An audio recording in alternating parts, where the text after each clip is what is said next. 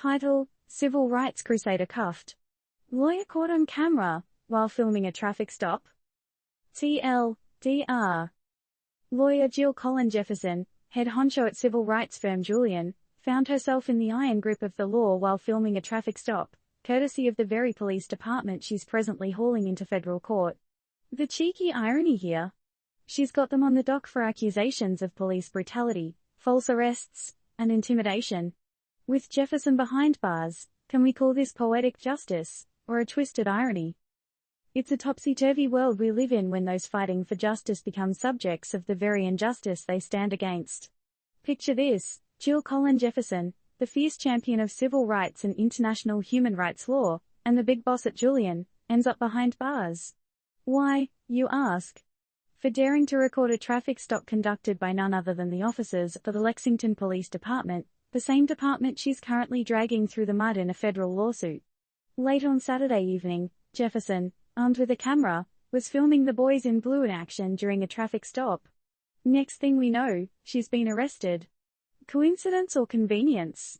Well, we'll let you be the judge of that. The Lexington Police Department has been ghosting us, not responding to voicemails or phone calls. Come on, guys, everyone loves a good chat. Don't leave us on read now, will you? Now, let's back up a bit here. Remember the federal lawsuit we mentioned earlier? Yeah, that one. It was filed last year by Jefferson's firm, JULIAN, on behalf of some city residents against the Lexington Police Department. The reason? Nothing too major, just minor issues like, false arrests, excessive force, and intimidation. You know, your everyday police department things, right? To make things even more juicy, just 9 days before Jefferson's arrest, Assistant Attorney General Kristen Clark of the U.S. Department of Justice's Civil Rights Division had come down to Lexington. Her agenda? To have a cozy chat with the locals about these little allegations of police brutality in their quaint little town. Awkward timing, don't you think? Jefferson, as the voice of her clients, insists that these practices aren't just unfortunate isolated incidents, but rather a pattern for the citizens of Lexington.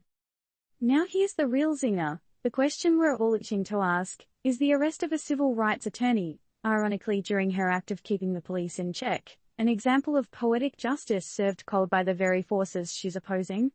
Or is this a blatant display of intimidation by the law enforcers? And that's a wrap.